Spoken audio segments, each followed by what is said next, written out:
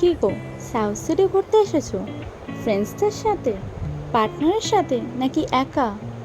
চলো তাহলে আজকে সাউথ সিটির পাশে একটা নিউলি ওপেন রিজনেবল ক্যাফের সন্ধান দিই। ক্যাফেটা ছোট হলেও বেশ কোজি অ্যান্ড অ্যাস্থেটিক একটা ব্যাপার ছিল। ব্যাকগ্রাউন্ডে খুব সুন্দর সফট অ্যান্ড স্যাটেল মিউজিক চলছিল, আর তার সাথে কফি স্মেল এক কথায় জাস্ট মনোমুগ্ধকর। বাবা, মাঝে মাঝে আমার মুখ থেকে যা সুন্দর ভাষা বেরায়।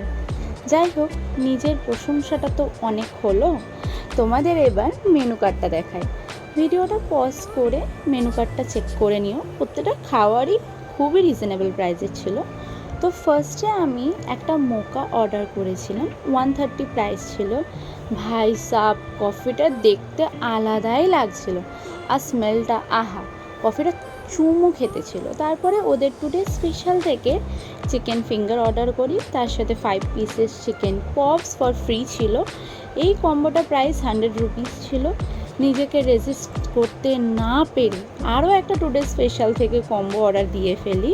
কম্বোতে একটা chicken cutlet, French fries and মইতো ছিল, বাট আমি ওদেরকে মইতোর জায়গায় কফি দিতে বলেছিলাম।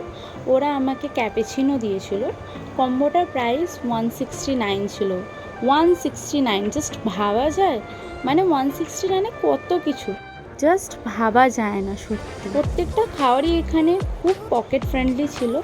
স্টাফ বিহেভিয়ার খুবই ভালো ছিল। আমার এক কথায় ওরা মইতো চেঞ্জ করে কফি দিয়ে দিয়েছিল। I must say it's the perfect budget friendly cafe two hang out with your friends, family and the one who ওনস your heart.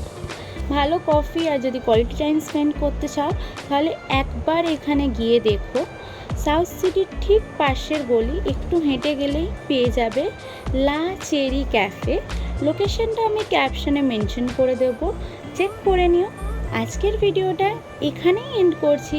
যদি ভিডিওটা ভালো লেগে থাকে তাহলে লাইক, কমেন্ট অ্যান্ড শেয়ার করে দিও।